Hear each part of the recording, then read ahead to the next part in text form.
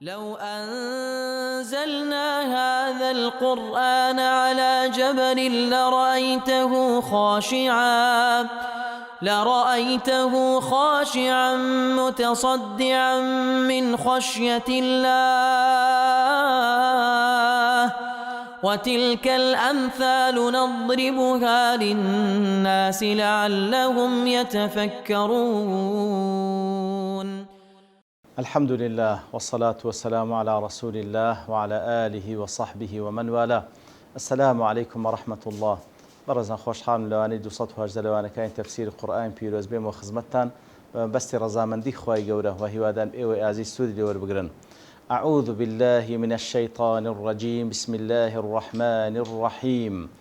إن الله لا يخفى عليه شيء في الأرض ولا في السماء. بەڵێ خۆشەویستان، دیارە وەکو لەوانەی ڕابردوو خوای گەورە سوبحانەوە وتەعالە باسمان کرد کە دەفەرمێ کاتێکەوە باز لە سەرەتای سوورەتەکەدا باز لەوە دەکاکەوە هەر ئەو زاتەیە شانی پەرستنی هەیە، ئەو زاتێکەوە ئەلحەی القەیومە، هەر ئەو زاتەشەکەوە کتابی دابەزاندیە کەوا پابەندبوون بە کتێبەکە بەو شێوەی کە خوا دەیەوێت تاوەکو بەندایەتی لە بۆ خوا ئەو خوای کەوا تاکە پەرستراوی بە حەقە، کەواتە پابەندبوون بە کتێبەکەی تاوەکو بەندایەتی لە بۆ پەرستراوی بە حەق بکەی، هەر ئەو خواشە تەورات و ئینجیل و فورقان و هەموو کتێبەکانکەی دابەزاندیە. ئیتر ئەوانەی کەوا کوفر بە کتێبی خوای گەورە دەکەن سوبحانەه وتەعالە لەهم عەذاب شەدید،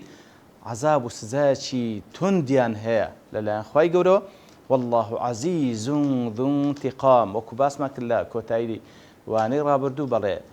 خوای گەورە عەزیز ذو انتقامە، گوتمان پێویستی بە ڕوونکردنەوە هەیە. ئیتر ئەوە لەنەوە هەڕەشەیە، خوای گەورە لێرەدا باز لە دوو ناو لە ناوە پیرۆزەکانی خۆی دەکاتن وەکو هەڕەشەیەک لە بۆ ئەوانەی کەوا کوفر بە ئاەتەکانی خوای گەورە دەکەن، کوفر بەو مەنهەجەی دەکەن کە خوا ناردیتی سوبحانەه وتەعالە. با ئاگادار بن ئەوانەی کە کوفر بە ئاەتەکانی خوای گەورە دەکەن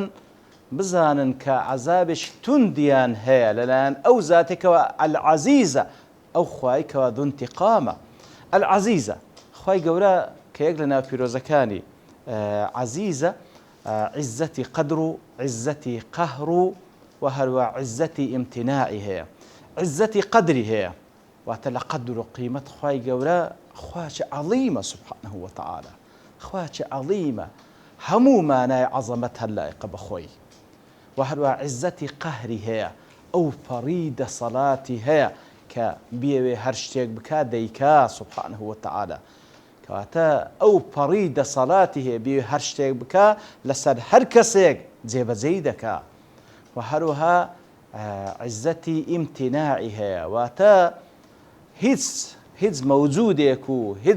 هیچ مەخلووقێک نییە بتوانی والعیاذ بالله دەستی بگاتە خوا و زەرەری پێ بگەینێ. ممتەنیعە خوای گەورە سوبحانەه وتەعالە، هیچ کەسێک نییە کەوا بتوانی زەرەر لە خوا بدا والعیاذ بالله. زۆر خوای گەورە لەوەی عەظیمترە عەزیزترە لەوەی کەوا کەسێک بتوانی زەرەری پێ بگەین والعیاذ بالله. والله عەزیز. لێ بترسێن ئەوانەی کە کوفر بە ئاەتەکانی خوای گەورە دەکەن لەو خوایە العەزیزە بترسێن کە چه سزایەکی لێیان ئامادە کردێ. و هەروەها ذو انتقامە خوای گەورە سوبحانەه وتەعالە، ذو انتقام نافەرمی ذو الانتقام بە ئەلیف لام نافەرمی، ذو انتقام بە نەکیرە فەرموویتی، لەبەر ئەوەی خوای گەورە سوبحانەه وتەعالە انتقامی هەیە، بەڵام انتقامەکەی لە هەموو کەسێک نییە، بەڵکو لە چێیە؟ وەکو لە جێگای دیکە ڕوونی کردووە ئینا من المجرمین منتقمون، ئینا من المجرمین منتقمون. انتقام و تۆڕەسەندنەوەی خوای گەورە لە کەسانێکی مجریمە، لە کەسانێکی تاوانبارە. مجریمیش بە مستەلەحی قورئانی پیرۆز زیاتر یەکەم کەس کە مجرم بی کافرە، یەکەم کەس کە گەورەترین جەریمە کوفرکردنە بەرامبەر بە خوا سوبحانەه وتەعالە، بەرامبەر بە پێغەمبەرەکەی صلی الله علیه وسلم، بەرامبەر بە کتێبەکەی کە قورئانی پیرۆزە. ئیتر یەکەمین جەریمە یاخود گەورەترین جەریمە کوفرکردن بەرامبەر بە خوا، کەواتە خوای گەورە ذو انتقامە من المجرمین إنا من المجرمین منتقمون. خوای انتقام لە مجرمان دەکاتەوە لە کافران و هەروەها هەر کەسێک هەر جەریمەیەش کە بکاتن و مصر بی لەسەری بە تەئکید خوای گەورە تۆڵەی لێ دەسەنتەوە، ئەو جا چ لە دونیا چ لە قیامەت، یان لە دنیا و لە قیامەت. إن الله لا يخفى عليه شيء في الأرض ولا في السماء. الله سبحانه وتعالى بتأكيد بيقمان هیچ شتێک لای ناشادرێتەوە نە لە زەوی نە لە ئاسماندا نە لە زەوی نە لە ئاسماندا سوبحان الله کەواتە دیسان تێمان دەگەینی ئەو کتێبەی کە خوا ناردیتی سوبحانەه وتەعالا کە قورئانی پیرۆزە پێویستە بەشەریەت پێ پابەند بن و شوکرانەی خوا بکەن لەسەر ئەو کتێبە کەوا بەڕاستی خوای گەورە ڕێزی لێیان نایە کە خوای گەورە منهەجی لێیان دانایە ئەو خوای کە خەڵقیاری کردێ وا وازیان لێ نەهینایە سەرگەردان بن هەر ڕۆژێ ڕوو لە ڕووگەیەک بکەن نا کتێبی لۆ ناردینە پێیانی فەرمووا بکەن وا مەکەن تاوەکو سەرفرازی دنیا و قیامەت بن ئەوەی کەوا کوفریش بەو نیعمەتە بکاتن ئەوە عەزابێش توندی لەبۆ هەیە و بزانن کە خوا هیچ شتێکی لێ ناشاردرێتەوە هیچ شتێکی لێ بزر نابی کەواتە دیسان تەحذیرە ئاگادارکردنەوەی بەڕاستی وەستان لە خزمەت ئەو ئاەتانە بیرکردنەوە لە خزمەت ئەو ئاەتانە کە باز لە صیفاتی خوا دەکات سوبحانەه وتەعالا بەڕاستی ئەوەیە کەوا تەقوا لە دڵ و دەرونی ئینسان پەیدا دەکات ئەوەیە کە خوات پێدەناسێنی کاتێش کە خوات ناسی بە ئۆسما و صفاتە ئەو جا بەڕاستی ملکەس دەبی لە بۆی خوایەکە لا يخفى عليه شيء في الأرض ولا في السماء هیچ شتێک لای بزر نییە هیچ شتێک لای بزر نییە نە لە زەوی نە لە ئاسمانەکاندا هیچ شتێک لای بزر نییە کەواتە پێویستە بترسێی لە خوا سوبحانەه وتەعالا ئەگەر دەتەوێت گوناه بکەی بڕۆ لە جێگایەک گوناه بکە لە غەیری عارد و ئاسمان و مولکی خوا چێن دەرێ هەیە چێن دەرێ هەیە کەواتە ئەوەت لە پێش چاوبی کە هیچ شتێک لە خوا بزر نییە نە لە زەوی و نە لە ئاسمان وەکو خوای گەورە لە چەندین ئاەت ئەو حەقەتە دووپات دەکاتەوە لە بۆ نمونە لە سوورەتی لوقمان خوای گەورە لێمان دەژێت کاتێکەوە لوقمانی حەکیم وەسیەتی کوڕەکەی دەکات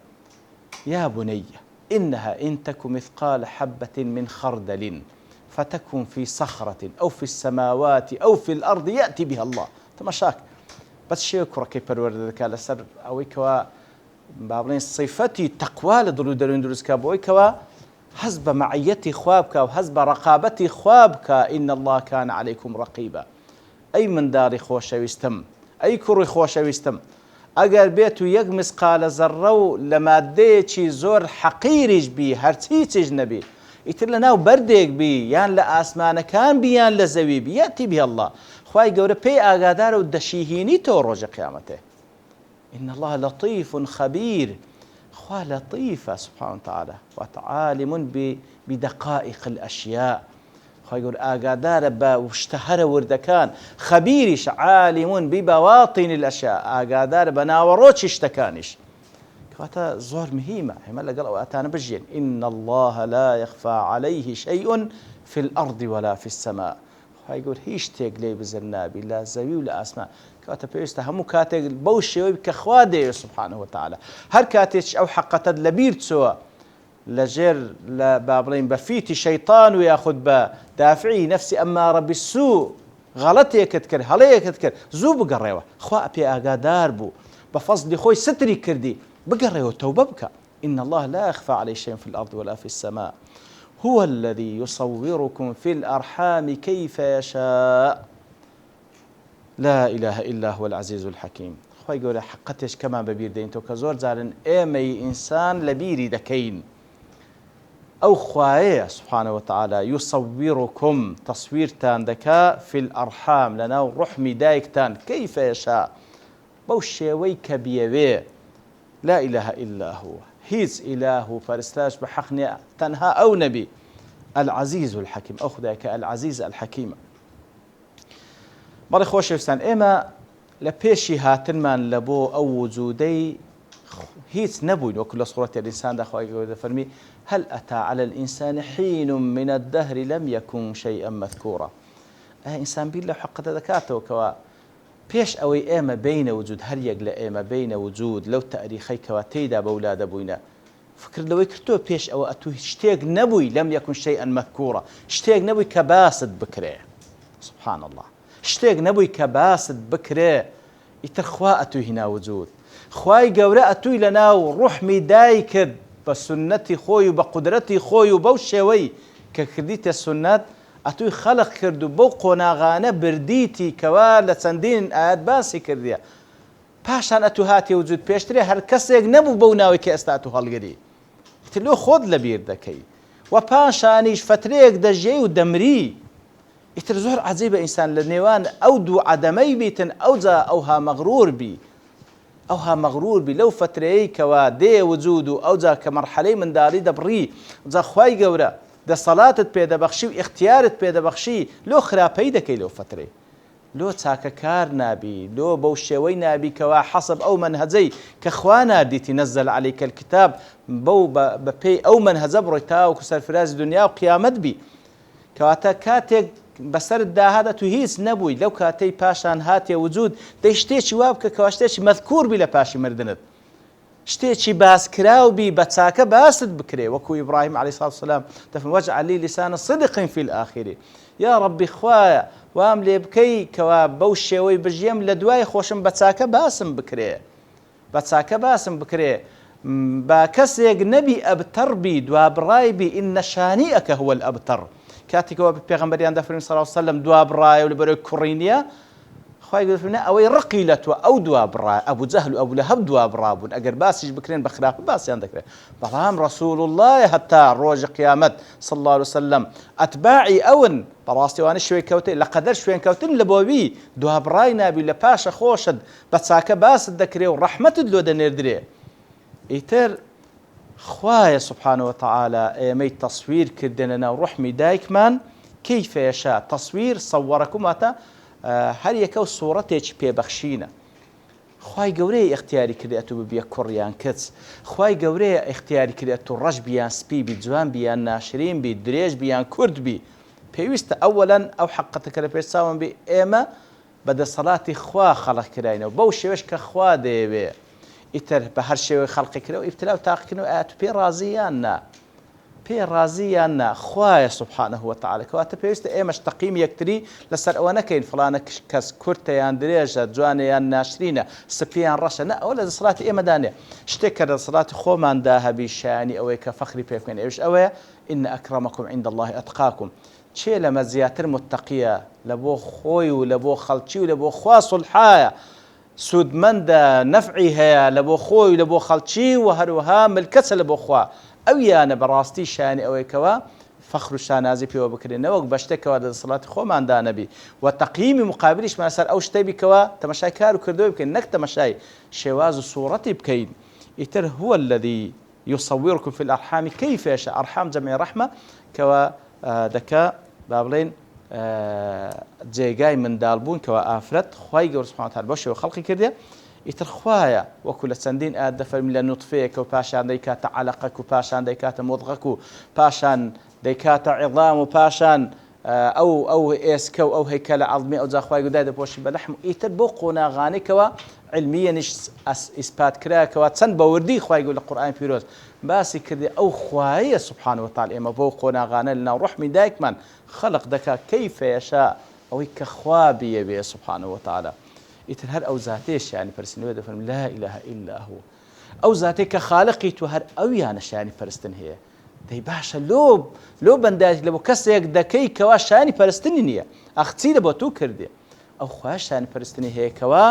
الحي القيوم لە خودی خۆی ئەسما و صفاتی وای هەیە شیانی پەرستنێ ئەو خوایەکەوە خەڵقی کردی ئەو خوایەکەوە دەتژێنی ئەو خوایەکەوە دەتمرێنی هەر ئەویانە شیانی پەرستنی هەیە العزیز كوكو باس ما كل أتكلم بيشتريش بمعنى عزة قدر وقهر وامتناع ده